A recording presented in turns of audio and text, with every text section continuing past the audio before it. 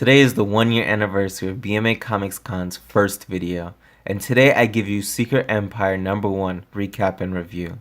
We are so close to 100 subscribers, so please hit subscribe if you like this video.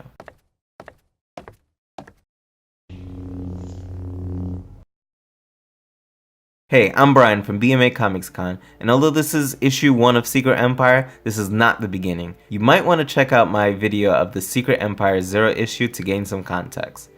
But if you're still here, I guess you're ready to see what would happen if Hydra America and Captain America was leading it. This issue begins at a school where we get some background on some of the changes. Such as, instead of the Pledge of Allegiance, the kids start the day by saying, "Hail Hydra." And the major lesson for today is the Great Illusion.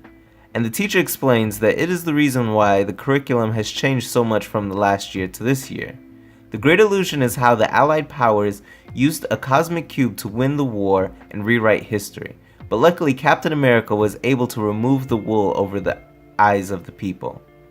That's why all the history books prior to this year have been burned, and under Hydra the children are taught to trust authority, punish weakness, and report threats. Therefore, all Inhumans must register with the government, and when one doesn't, the government comes after you. But hey, Hydra has its plus sides. With their totalitarian control, they can be more effective in other areas, such as when a monster attacks, he's given one chance to surrender. If he doesn't, there isn't a battle to capture him. Captain America just sends his new Avengers after him, and a team that consists of Deadpool, Taskmaster, and Thor Odin's son? The monster is killed before any property damage occurs. Yet, not everyone is on board with Hydra, so the Hydra higher-ups have a meeting to discuss their next step, which should be to do something to the people that don't support Hydra.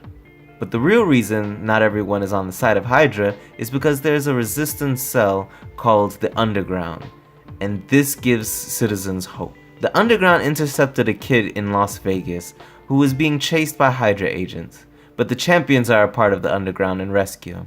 Although they find it difficult once the dreadnoughts show up, but still the champions evade them and make it to the hideout, where Thing, Black Widow, and Hawkeye are waiting for them, and Hawkeye is pissed because their getaway was caught on camera and went viral before Hydra took it down. Although they were not able to keep a low profile, they did manage to find a kid who says he's a spy and has key information on Captain America he got from Rick Jones. With the mention of Rick Jones, we see Captain America meet with him to ask him to please apologize for his crimes against Hydra and swear his allegiance to Hydra.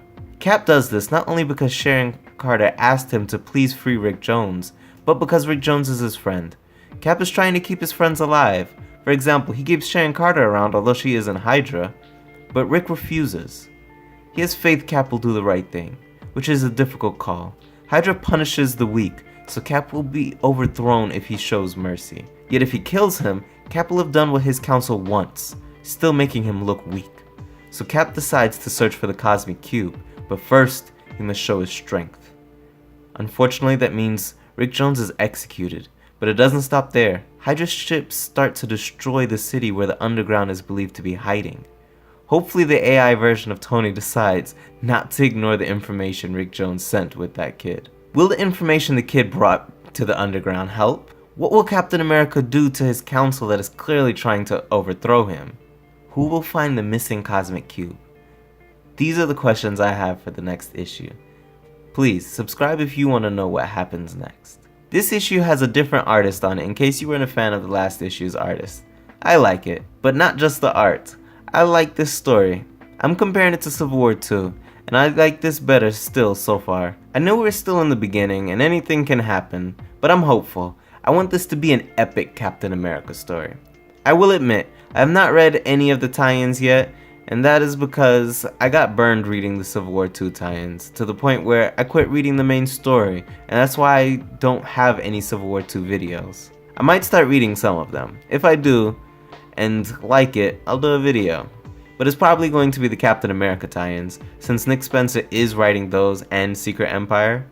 I like his writing style, and that he's not afraid to say certain things, such as Hydra using fluoride in the water and chemtrails to make the citizens more docile. The destruction shown on the last panel suggests Captain America has gone full bad guy, because up to now he hasn't sacrificed innocent people like this. I know Cap has been drinking the Hydra Kool-Aid for some time now, but I'm curious how far down the rabbit hole he has gone. Anyway, thank you guys again for being with me for 1 year and helping me hit almost 100 subscribers. Actually, you could be that 100th subscriber. Please subscribe and let me know in the comments how many subscribers there are when you subscribed. I'm curious if I can hit 100 before the end of the day. Also, a thumbs up to this video would be nice. Thanks for watching. Until next time, Brian out.